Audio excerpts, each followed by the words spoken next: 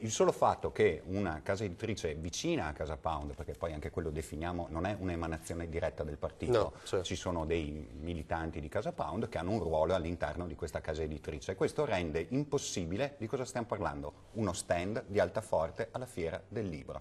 Allora fa benissimo Francesco Polacchi a individuare in questo antifascismo il male.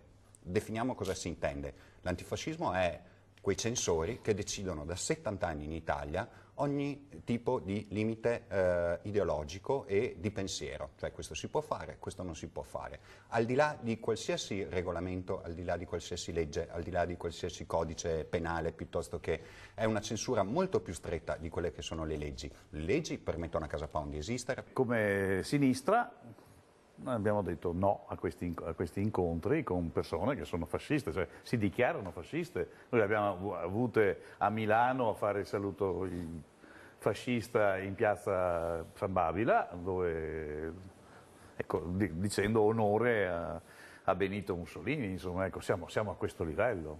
Quindi assolutamente con queste persone noi non parliamo. E ci sono provvedimenti, si va in tribunale per questo, quindi non è mica vero che questi qua hanno l'autorizzazione a partecipare. Certo che ce l'hanno, però ci sono provvedimenti che stanno andando avanti e che probabilmente li mettono anche fuori dalla Costituzione, insomma.